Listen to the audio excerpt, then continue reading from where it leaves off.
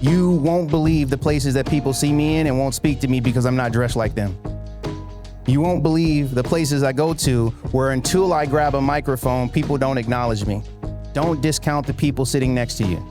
You never know who has the ability to change your life by asking them a simple question. And so for me, it's like, as I look here now, I'm constantly thinking, who can I have a conversation with that could have a dynamic effect or an impact on myself or somebody I love and care about?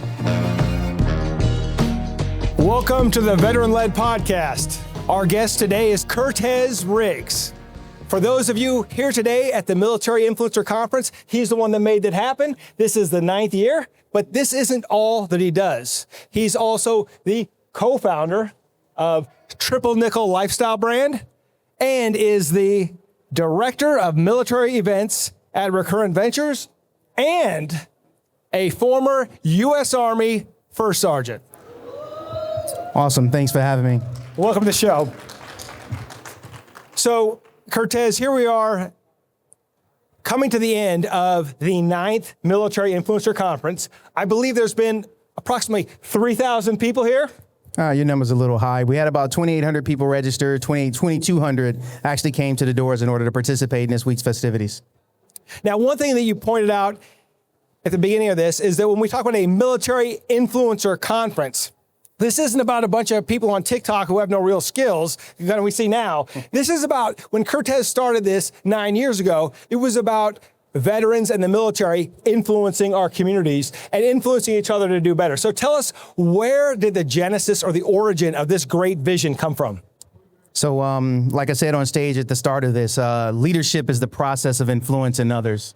So to me, that has been a pillar or a tenet of my entire lifestyle. I want to constantly inspire others through to reach greatness, but the best way to do that is by influencing them as a leader. So when I think of the word leader and I think of the word influencer, I put an equal sign in between both of them because they mean the same thing to me. So I get it since 2015 when I had this concept of what it is now. The definition of an influencer has shifted just like the time has. But for me, in my heart, at the core of this, at the core of the Military Influencer Conference is a group of leaders who come together to shape and impact those that are following in our footsteps, right? So consider it a conference for mentors where leaders come to give back to those that are following in our footsteps.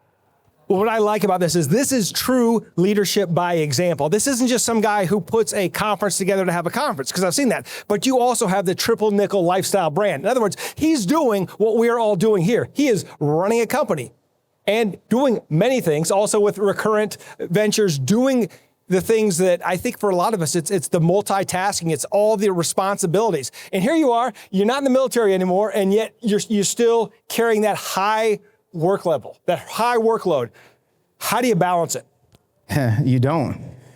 So for me, it's like I have great team members that support me. I have great co-founders who play their roles better than I ever could have imagined. And so when you have great people that are surrounding you with complementary skill sets, the sky's the limit on essentially what you can accomplish. So, you know, all of us have our specialty, those core things that we're good at. And a lot of my skills came from exactly the lessons I learned in service. I was an Army recruiter. It taught me community development. It taught me how to sell. It taught me how to cultivate and nurture relationships. And all you see here is me, the culmination of years worth of relationships coming together around a central topic. As I'm sitting here now, I see people from all over the country that I have relationships with, and at a drop of a dime, if I reached out and say, hey, look, I have a need, in most cases, those individuals will be in a position where they want to give back because they see that I have a heart for serving others. So the battle doesn't stop. I recently found out that I have an adult version of ADHD. And so that keeps my brain going to the wee hours of the morning so that I'm able to do multiple things, but also most importantly, produce great results and then also guide a team to get the things that they need to get done also. And the other part of this is, you know, none of this can be done without outstanding leadership. So I see a senior leader right in front of me. He can tell you this stuff better than I could. I ever can, right? So for me, it's like it starts at the top. I have a great leader who leads and advises and coaches me and makes me better. And in turn, we're able to do that with the team members who also support us.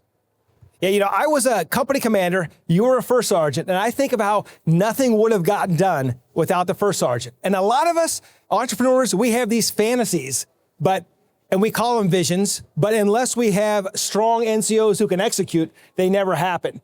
So how did you make that transition from being a first sergeant that ability to execute, to move that into the civilian world where you've done that even more, I think, impressively than we see in the military? Great question. So just to take you back a few years, I've always had a desire for more. Okay, that could be more financial resources. It could be a larger house. You can consider it however you want to. I've always had a desire for more. And so inside this military bubble, I'm not afraid to say it. I was institutionalized. I joined the military at 18 years old and I left when I was 38. Everything I knew as an adult male was taught to me by other men that wore a uniform that didn't share a similar background to me. Okay.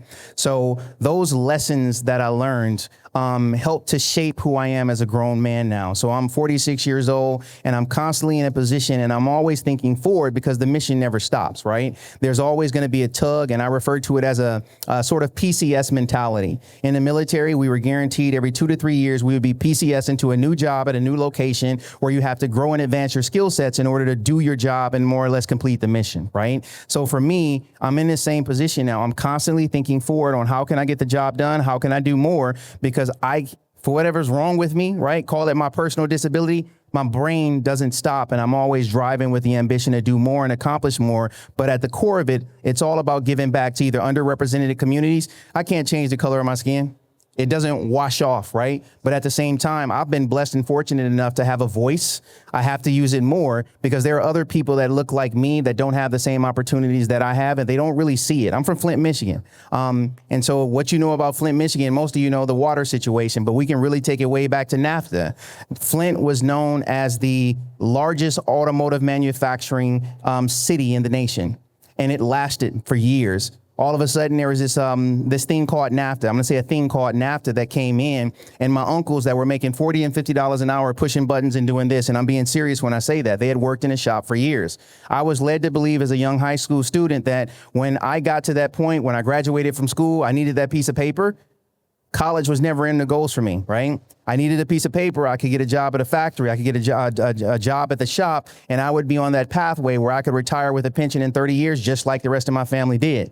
Well, little did I know, the administration at the time made a decision that completely decimated the city of Flint and also Detroit to a fair extent. Those jobs, that outlook, that positive future that I thought I had lined up for myself quickly evaporated. It disappeared. And so I looked to the Army because the Army was the second family that really came in and taught me how to be a man, taught me the soft skills that I needed to survive. And everything I know today, I don't have a fancy education. I don't have major certifications, right? I am just an ordinary soldier that enlisted in the Army looking for a better opportunity, but I was constantly sucking up information while I was serving that allowed me to do more. So everything that you see here, the Army taught me how to do this. It ain't nothing fancy. I learned how to do what I do now from the ranks of the Army. And so at Veteran Led, we are looking to show veterans the bigger, better future after military service, and you've brought thousands of them right here. What is your advice for those veterans right now that are struggling, that are here, that are, hey, I want to find that bigger future. I'm committed to it, but how do I start? Where do I get started? You get started by looking at your battle buddy to the left and your right. You won't believe the places that people see me in and won't speak to me because I'm not dressed like them. You won't believe the places I go to where until I grab a microphone, people don't acknowledge me. You won't believe the places that I have access to where I can walk around a room and just because people choose not to talk to me, they never get to understand the value that I bring to the table. And so I'm a humble guy. I sit in the background. I don't have to say nothing to anybody. I walk into a room, I suck up what I need from it, and I transition to my next stop, right? So what I would just tell everybody here is don't discount the people sitting next to you. You never know who has the ability to change your life by asking them a simple question. You never know who can be a future mentor or resource to you, but a hungry dog don't get fed. And so for me, it's like, as I look here now, I'm constantly thinking, who can I have a conversation with that could have a dynamic effect or an impact on myself or somebody I love and care about? As you've approached that, you've been able to grow as a very humble leader, and rumor has it, very quiet leader. Has your leadership philosophy changed over the past decade that you've run this conference? No, it's pretty consistent. You take care of people, people take care of you. And so, the T-shirts, who has a T-shirt on here from the conference, right? Charlinda Scales coined that term years ago, and it's not like-minded, like-hearted. So our country is in shambles right now, and I don't mean that any more than what I'm saying. We have problems as a nation, and we're thinking with like minds. We're not thinking with like hearts. And so for me, I want people here, we curate an atmosphere where people are like-hearted, not like-minded, okay? I can't think like the people I grew up with. I have to think like the people as an adult male who share the same heart that I do. So I want to be around like-hearted people because those are the people that can shape and change those that are following behind us. And I think that's amazing to be able to evolve, but keep that same philosophy. Now, some of your team members have told me you're a genius because you have this vision and you're able to just connect all the dots. What is your vision for the future of the Military Influencer Conference? So, people also assume and make the false impression that it's Curtez vision that drives the future of MIC. Kathy Torres Pummel, she's a general manager for Recurrent. Just think of her, ignore the word general manager. For all intents and purposes, she's our CEO. So I may have the vision, but it's like she keeps me in focus to make sure that the things that we do in the future are not only we're being mindful of the resources we're spending to get it done, but most importantly, we're continuing to shape operations that can be most impactful for those that need us the most. And so, yes, some people have asked questions like why we don't bring major speakers into MIC anymore. The reality is you guys don't want to hear from them. You want to hear from authentic people that truly connect to the community. So for us, we're looking for creative ways to open MIC up, to have more like-hearted people take the stage, to share their stories, to talk about their impact so we can collectively grow, right? So Curtez doesn't ever need a microphone in his hand. I don't. If you've heard me speak once, I pretty much say the same thing every time I talk. But there's somebody here in front of me right now that if given the opportunity, they have the ability to change lives. So we want MIC to be a platform where underrepresented people and communities have a chance to connect on a larger capacity. But most importantly, we can be focused on the impact because of the words that they're saying, the actions that they're taking, and the community that they're specifically bringing to the table to get an opportunity. And that's what we want MIC to be. We want it to be accessible. We want it to be a place where opportunities continue to grow and thrive. But most importantly, we want those stories to also come back to us, right? I'm always amazed after the fact when someone says, hey, I went to MIC, I met this person, and this is the work that we're doing today.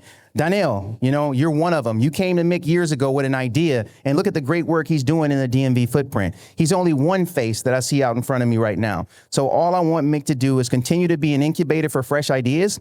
I want it to be an incubator for people to collaborate, and I want it to be a safe place for people to grow their brand, their business, and the culture that they can take back into the corporate America and continue to look out for those that are following in our footsteps. And when I say those that are following in our footsteps, think about it, right? I was an 18-year-old kid, joining the Army for the first time. I didn't know how to shave my face, right? I didn't have a man in my life that taught me how to shave, right? I learned how to shave my face from somebody that didn't know anything about the type of skin I had, right? And I'm still wearing the marks of that, right? So the people that are following in our footsteps is that young private that's getting ready to enlist right now. It's that sergeant first class that don't know what his future is going to look like, right? It's that Marine Corps gunnery sergeant that's still unsure about what he wants his next step to do, but for whatever reason, he has to leave the military effective immediately, right? We want to create a pathway where people can see there's other opportunities. In some cases, that's non-traditional. I often say this: I don't have a college degree. Let me rephrase that. I don't have a valid college degree. I went to a school where I answered some basic questions and they gave me a degree at the end of the day. I needed it to get promoted, but I don't have a fancy education. I've never had a job interview. I've never written a resume. And so my non-traditional approach to success, I want to be in a position where I can teach it to other people because, we see enough individuals out here taught that they need a degree. They need to learn all these fancy things in order to get a job, and they're still not happy, right? I'm happy. I'm at my most happiest when I'm seeing other people and the impact that I have on them. And let me just say this last thing. When I talk about impact, that isn't because they connected with me. That's because they connected with somebody else that has impacted them. Now, you've given us a glimpse into the future. But now it's time for the After Action Review, where we talk about leadership of the past. Please give us your best example of great leadership and the worst example of leadership. Don't have to name names, but please give us the lesson so that we don't have to get the scar. Man, you should have asked me this question or sent this ahead of time. It requires some thought process. The best example of a leader I'm going to come from Current. Change is never easy, especially when you're operating at the level some of us function at. And so she's going to hate me for saying this, but Kathy Torres Pummel, She's one of the best leaders that I have the opportunity to serve underneath. And so she brings a fresh perspective to the table, and she's always willing to listen. And most importantly, when she's wrong, she addresses it. And so she doesn't have pride. She doesn't have ego. At the end of the day, she's in a position where she wants to change lives and impact people, and she's curating the right team to do that and get it done. The worst example of leadership, without me saying names, is like, I'm constantly around people that think of themselves before they think of the people that they're serving, right? And so we think about servant leaders, right? I was taught as a young non-commissioned officer that I eat last. In our space today, think about who eats first. Think about it. In most cases, it's your leaders who are always at the front of the line. It shouldn't be like that. And so I'm not going to name names, but we see too many people in this space that want to be the first to grab a microphone and talk about themselves, and they're not thinking about the people that they're really supposed to be serving. Well, thank you. And I know you don't give a lot of interviews, so I am honored that you would take the time here to talk with me and this group here at MIC. And I want to make sure that veterans who maybe don't know about you or haven't heard about this, where can they learn more about Curtez Rigs? Where can they learn more about Recurrent Media? And more importantly, where can they learn about the next Military Influencer Conference, where it's going to be, and anything that they need to know about it? So, sorry, I'll just say it. We're going to Tampa next year. We'll be there from the 23rd to the 26th of September. It's going to be the 10th anniversary of the Military Influencer Conference. It's going to be an engaging experience. It's going to be fun. And of course, we're going to be steep in military tradition being right there in Tampa. To start, don't look for me. You can look for me on LinkedIn. You'll start a conversation. I'll reply at some point, right? What I'll say is start at recurrentmilitary.com. At recurrentmilitary.com, you'll learn big picture about who we are, the brands we have, and how best to connect with us. If you want to drill down a little further, all of our brands from We Are the Mighty, the War Zone, and Task and Purpose to Millspouse Fest and MIC is listed on the website. Click any of the banners. We'll take you to the appropriate website where you want to learn more about what we're specifically doing, and then we can continue a conversation there. So appreciate the opportunity, and thank you for just giving me a microphone and an opportunity just to talk a little bit about myself.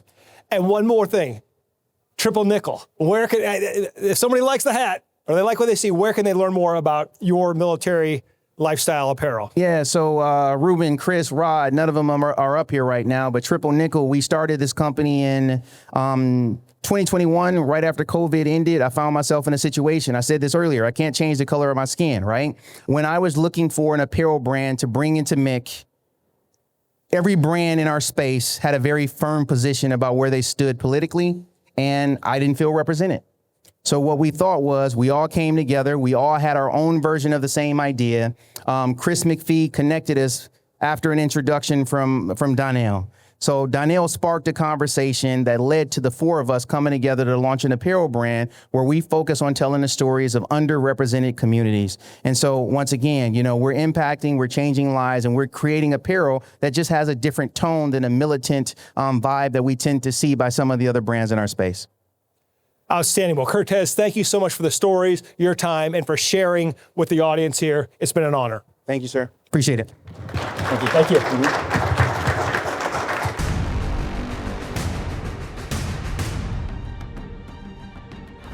Thank you for joining us today on Veteran Led, where we pursue our mission of promoting veteran leadership in business, strengthening the veteran community, and getting veterans all of the benefits that they earned. If you know a leader who should be on the Veteran Led podcast, report to our online community by searching @Veteran Led on your favorite social channels and posting in the comments. We want to hear how your military challenges prepared you to lead your industry or community, and we will let the world know. And of course, hit subscribe and join me next time on Veteran Led.